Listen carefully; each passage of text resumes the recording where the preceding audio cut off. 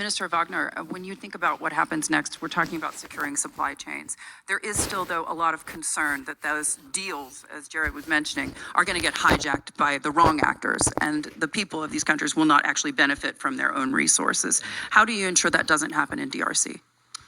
I think that's a very valid question. When you look at a country like the Democratic Republic of the Congo, that is bestowed with a lot of critical minerals, without which many of the key transition discussions that we're having right now, but also sectors like the defense sector, cannot function. And you look at the living conditions of a large part of the population, you do have to challenge the paradigm that we have been functioning under for decades. And this is where our current administration is shifting the paradigm towards having an approach that is not only based on the extraction of natural resources, which has been,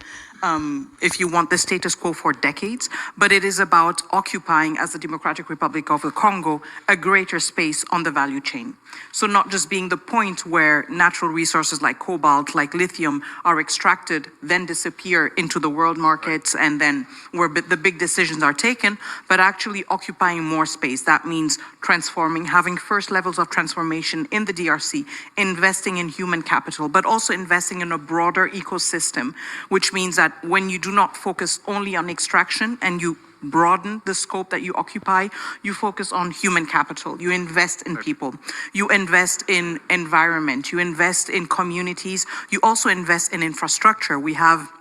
the Lobito Corridor, which is one of the flagship projects binding together 3 countries of the sub-region, which is not just an infrastructure project, it is one that actually brings in connectivity and many other aspects. So I think this is where the administration and the vision of President Tshisekedi has been a radical step away from what has determined the extraction and the politics of natural resources in the DRC for many decades, shifting towards an approach that is more people-centered and an approach that seeks to occupy a greater space on the value chain, and which also means that the DRC then also has the ambition to be part of these conversations. Because when you're just the extraction point, you're no longer part of the conversation. And yet we realize that in a world that is increasingly connected, of course, but also characterized by interdependencies, we have to diversify, and part of diversification is precisely listening to more voices. And so our ambition is to be more present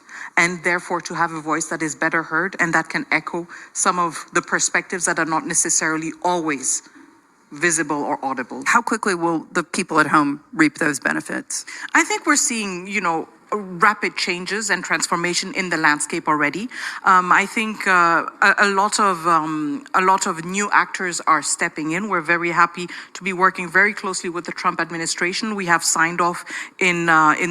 December a bilateral strategic partnership, which means that we will look forward to working much more closer with the Trump administration, with the US administration on the extraction and adding value to natural resources, which means that we are moving away from a landscape that was dominated by a few stakeholders to one that is much more diversified. And it means that for us, the added value is having new partners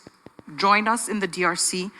means that we're bringing new principles, we're bringing new standards, and it means that we shift the landscape also, and we shift the thresholds and the conditions. And so our hope is that very rapidly we will have a trickle-down effect that will have repercussions on our communities, but also will help us influence the actors that are already on the ground to say we are raising the bar. And so it's not just about welcoming new stakeholders and new partners that come with other approaches and standards, but also using that as a leverage point to improve the general conditions with other partners that have been present for a longer time. So this is something we're working on very closely with the US administration, but at the same time, when we have projects like the Lobito Corridor under the flagship of